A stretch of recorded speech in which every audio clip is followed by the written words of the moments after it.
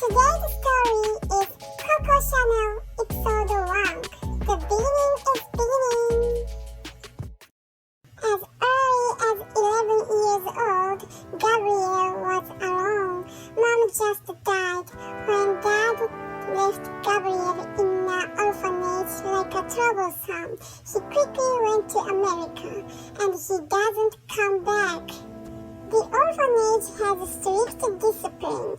Gabriel learned dressmaking in there.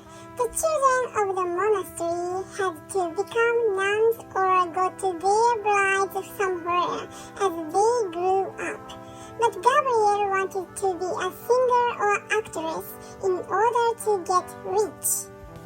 It takes money to be free. Money is the key to opening the prison door. In 1900, 17-year-old COCO was sent to a dormitory in a religious facility in Mulan. She was with Adrian there. COCO got along very well with Adrian. Adult Gabriel and Adrian leave the dormitory and they started working at a dressmaking shop. Gabriel also worked as a singer at Mulan's most prosperous cafe, La Rotonde. Gabriel's song, Who Saw Coco in Trocadero, was a popular song in Paris. The audience cheered Gabriel on the stage, saying, Coco, Coco. Eventually, Coco became the nickname of Gabriel. In 1903, Coco met Balsam. He was one of the idols of Mulan's COCO CHANEL and was wealthy in the great bourgeoisie class. Coco decided to go to the urban city of DC rather than Mulan. DC was a beautiful health resort, a gathering place for wealthy people. Coco had a dream of becoming a chanson singer there. Coco marveled when she saw fashionable women passing by in DC. There are such people in this world. I can't do them now, but I'm sure I'll be that kind of person someday. Coco was about to become a fashionable woman. But she was able to become an idol because she had a unique personality, not because she was good at singing, Balsam told Coco. Still, he gave up the passion of Coco. Balsam decided to help Coco financially. However, the reality was still harsh and she auditioned again and again, but the results were miserable. Coco, who once gave up her career as a singer, followed Balsam to go to Royal. Then Coco learned what a luxury life was like. Don't have to work to eat. Without strict discipline, nothing is said even if she sleeps until noon. Comfortable life. Coco quickly got bored with them. Then she looked around and revolted at the sight. Prostitutes whose lives are influenced by the modes of the man. And the women who looked big because they were born in a wealthy family and killed the day with crappy chatter. Such women were toddling, squeezing their bodies tightly with a corset and dragging their hem, and they had big hats on their head. No, I don't want to be with those women, Coco strongly thought. Coco showed the difference from other women from the clothes. I will make the clothes I want to wear. Coco's riding clothes have also changed. Women at the time were wearing skirts when riding, so they could only ride sideways. Coco refused to do so and first made riding trousers. She ordered an adorned jacket and a small bow tie too. She sometimes remade Balsam's clothes for herself or borrowed Balsam's clothes to dress, and she made a small hat to match them. Sometimes she peered a tailored suit with a border wrapped in a polka-dotted ribbon. Such COCO was very conspicuous. It was fresh, simple, and very chic.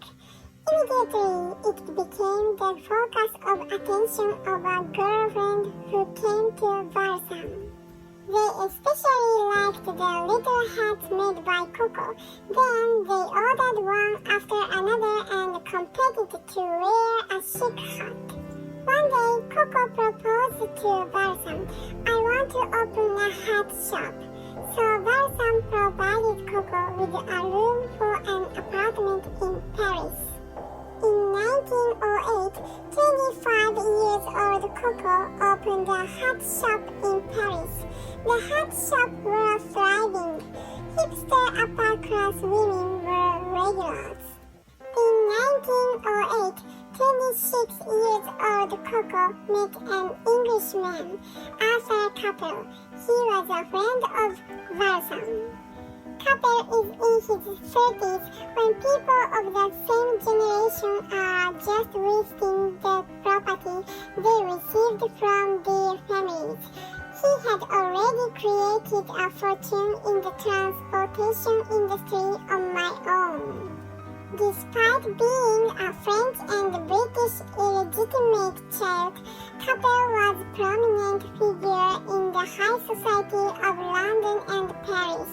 He was a master of power and was well educated. So Capel became crazy for COCO.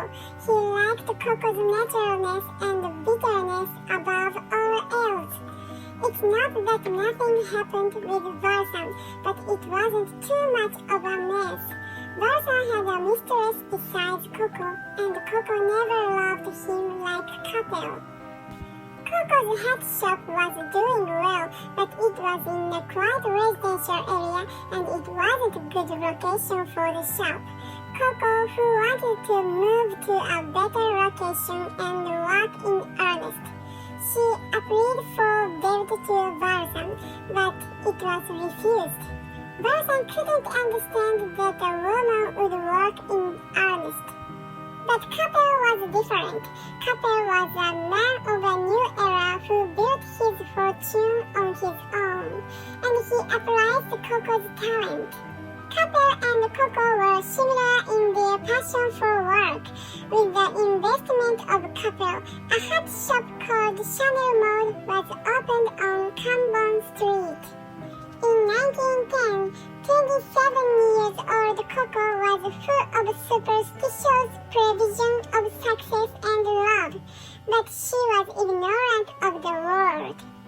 One night, Capel told COCO on the way to a meal.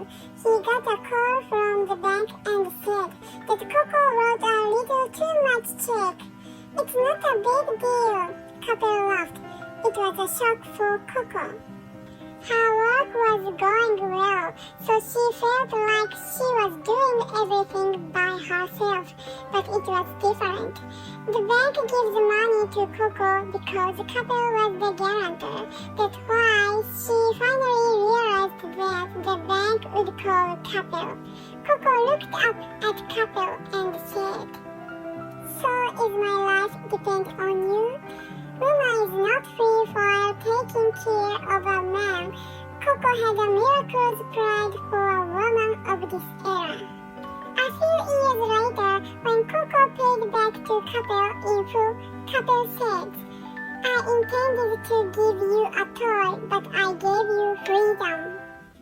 One day, COCO met Balsam. "You seem to be working. Can Capel not feed you?" COCO smiled with a big smile. "The joy of saying that I don't belong to anyone is wonderful. My master is me and no one needs or relies on me anymore." One summer, COCO went to Capel's villa in Deauville. Capel advised COCO to open shop in Deauville. COCO also made clothes in Deauville in addition to hats. In 1914, World War I broke out. 31-year-old COCO get hold of a big chance. Many graceful ladies have also evacuated to Gabriel. The men went to the battlefield and the remaining women became busy, so they needed clothes that were easy to move. Yes, it was exactly the clothes sold at COCO's shop.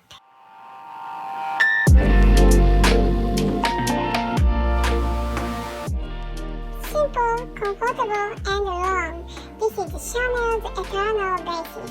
COCO used jersey because of the lack of the fabric in the war. By using the jersey, COCO released their tight body, easy-to-move clothes made of low price. Durable and functional clothes sold like crazy. In 1916, a jersey dress made by COCO was published in an American magazine. Women who don't have a single Chanel are irreparably fashionable, appearing in neat. Upper-class women and actresses rushed to COCO's shop.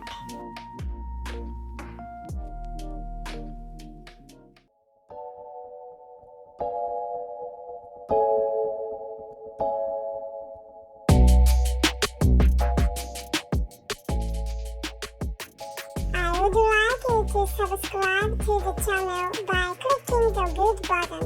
See you in the next story.